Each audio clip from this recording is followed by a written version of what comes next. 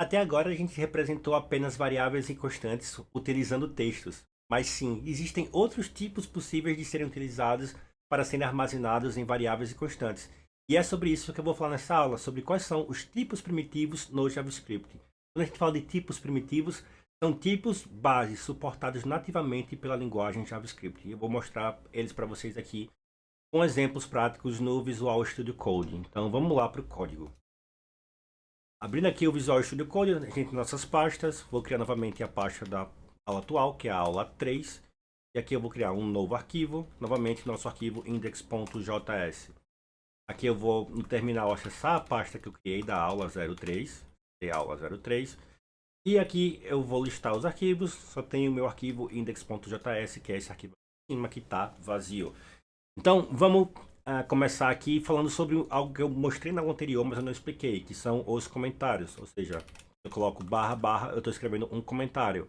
Esse comentário é um trecho, uma linha, que pode ser um código válido, pode ser apenas um texto, mas que vai ser totalmente ignorado pelo Node quando eu executar o código nesse arquivo JavaScript. Então, se eu escrever, por exemplo, um console.log aqui que mostra a mensagem olá, isso é um código JavaScript válido, mas como ele está comentado, se eu executar esse código usando node index.js, nada vai aparecer no meu console, porque isso está comentado. Se eu remover o comentário, usando a tecla de atalho Ctrl barra ou Command barra, você remove o comentário, novamente eu adiciono.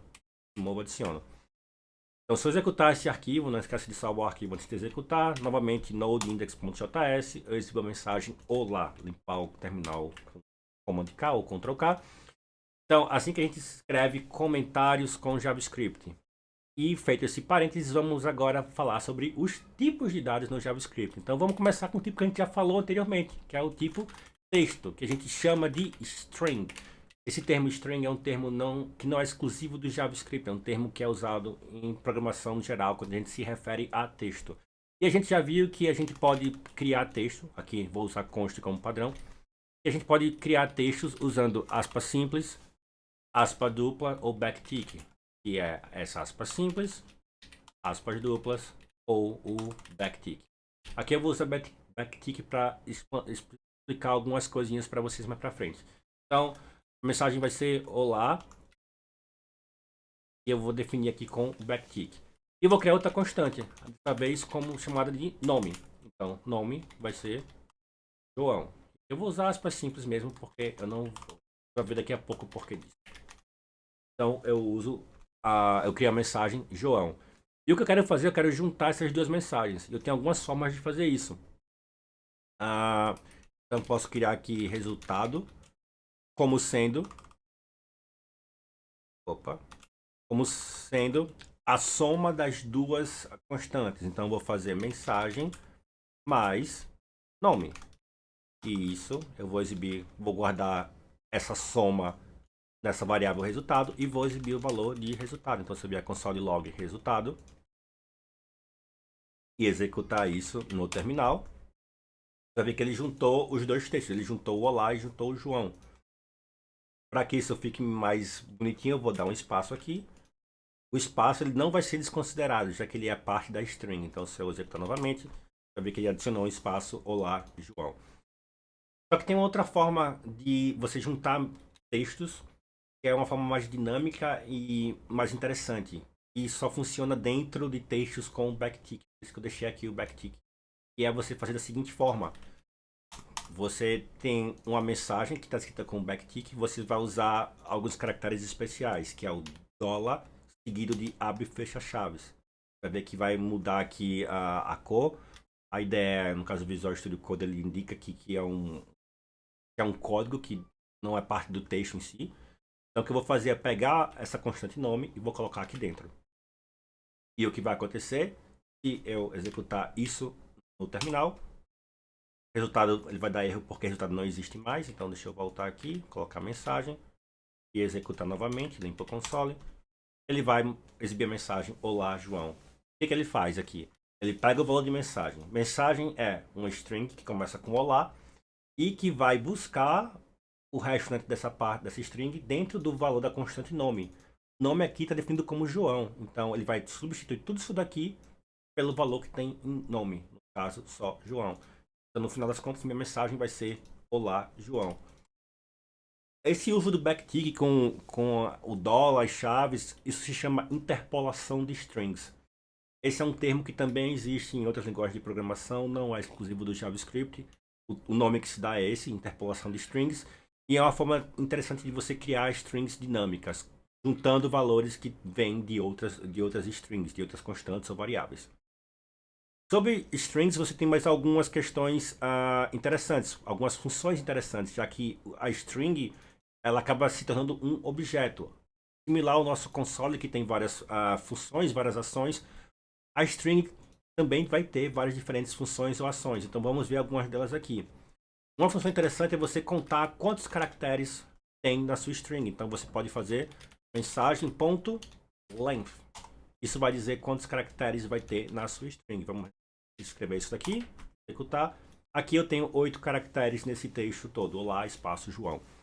Outra coisa que eu posso fazer, por exemplo, é pegar o primeiro caractere de um string. Então eu posso fazer mensagem.char at. Quando a gente fala de char, a gente está falando de um caractere que é parte de um string. Então eu posso dizer char at, isso aqui é uma função, eu tenho que passar a posição. Então eu quero saber qual é o caractere que está na primeira posição da minha string. No JavaScript, mas também em várias outras linguagens de programação, quando a gente tem uma sequência de elementos, a gente chama de array, a gente vai falar sobre array lá na frente. Mas já adiantando um pouco, quando a gente tem uma sequência de algo dentro de um array, a string é um array de caracteres. Quando a gente tem uma sequência de elementos, a primeira posição dessa sequência é dito como a posição 0, não é a posição 1. O primeiro é sempre o 0.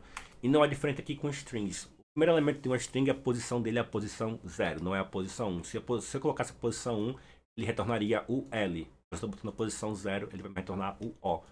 Vamos ver aqui, ponto e vírgula, executando o meu código, eu tenho o O. Se eu mudar aqui para 1, eu vou ter o L, como eu falei anteriormente. Outra função interessante da string também é você mudar a string para caixa alta ou caixa baixa. Então eu posso fazer mensagem ponto to uppercase. Isso vai mudar a minha string para caixa alta. Então, tá isso daqui, vou ver o texto todo em caixa alta. Olá, João, todo em caixa alta. Da mesma forma, eu tenho o to lowercase, que é para mudar o texto todo para caixa baixa. Lowercase. E aí o texto todo está em caixa baixa agora. Essas são funções úteis do objeto string, que fazem parte do tipo string. Mas tem várias outras funções que você pode explorar livremente. Mas essas são algumas das mais utilizadas. Indo para o próximo tipo de dados, a gente vai falar sobre números, que é o tipo number no JavaScript. Então a gente tem, por exemplo, vamos definir aqui um preço. O preço ele é um número. Então a gente pode definir algo que custa, por exemplo, R$10. Aqui eu vou comentar todo esse bloco de código para não atrapalhar a gente. Voltando aqui ao nosso preço, vou escrever console.log novamente para a gente ver o resultado disso no console. E vou passar o valor de preço. Eu vier aqui, executar o código, exibo o valor 10. Ele é um número. O que eu posso fazer também é tratar com valores decimais, por exemplo, 10.2. Ou exibir isso no console, também vai exibir o número 10.2. O que eu posso fazer também é somar valores, somar números. Assim como eu somo strings, eu posso somar números, claro. Então, eu posso criar uma constante chamada imposto. E aí o imposto custa, sei lá, 5. E eu vou criar uma constante que se chama resultado. E vou dizer que o resultado é o preço mais o valor do imposto. E aí o resultado vai ser 10.2 mais 5, que vai dar aí 15.2. Vamos executar isso no console e ok, tudo certo. E aqui, novamente, aqui é um operador matemático. Você pode substituir por divisão, você pode substituir por multiplicação, por subtração. Enfim, aqui você é livre para usar operadores matemáticos da mesma forma que a gente usa no mundo real. Sobre números, isso não tem muito o que adicionar. Como para um próximo tipo de dado que é bem interessante, falar sobre dois ao mesmo tempo, que é a diferença de null e undefined. São dois tipos de dados que são comuns no JavaScript, especialmente relacionados a erros. e que muita gente confunde como eles funcionam, como cada um deles funciona. Então, vamos passar aqui para vocês alguns exemplos. O primeiro é, você não pode, quando se define algo aqui, por exemplo, preço, define preço como tendo um valor. Vou aumentar essa linha. Eu defini preço como tendo um valor, que é 10.2. Se eu tentar definir preço ou qualquer outra variável constante como um valor vazio, vamos ver o que acontece. Com const, isso não vai funcionar. Sei lá, vou definir aqui um nome. E é vazio, eu não dei um valor para ele. Isso não funciona. A própria IDE vai reclamar e vai dizer que isso não funciona. Mas, se eu fizer isso com let, sim, funciona. Ah, ele está dando que está duplicado. Então, deixa eu ver aqui. Texto. Ok. Com o primeiro caractere minúsculo. Texto. Então, texto ele está acusando aqui que funciona, não reclamou, não deu nenhum erro. Mas eu não defini nenhum valor. Então, se eu vier aqui e escrever um console.log para texto, o que acontece? Texto. Ele vai exibir undefined. Por quê? Eu não defini qual o valor de texto. Mas se eu quero definir algo como sendo vazio, então eu uso o null. Null ele indica que sim, eu defini um valor e aquele valor é vazio. É algo que é vazio. Então, se eu executar novamente meu código usando Node, ele vai mostrar null. Então, veja, a diferença é essa. Undefined é algo que não foi nem definido, que não tem um valor, você indicou aquele valor. É algo que está sem valor nenhum. E o null, não. O null é diferente. O null é tipo, eu indiquei um valor. É um valor que indica o vazio. Então, tem um valor que eu disse que é null. A diferença do null e undefined está aí. Então, passando agora para um próximo tipo que também é muito comum, é o tipo booleano ou boolean. Booleano é quando a gente quer indicar que algo é verdadeiro ou falso, que está ligado ou desligado, que é sim ou não. Então, está muito ligado à ideia de valores binários. Como é que a gente define um valor como booleano da seguinte forma? Posso criar aqui uma constante, eu vou chamar de sim, ou seja, é um valor verdadeiro.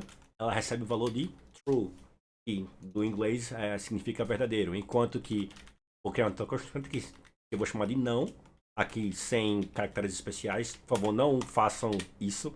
Não use caracteres especiais em constantes, não usem espaço em constantes ou variáveis. Isso não funciona. Quando você for criar constantes ou variáveis, use sempre como você fosse escrever uma URL de um site, sem espaço, sem acentuação. E o não, eu vou escrever o não como sendo false, ou seja, true é verdadeiro, falso, falso, e eu vou associar isso com os valores de sim ou não. Então eu posso dar um console.log sim, para me mostrar true, e um console.log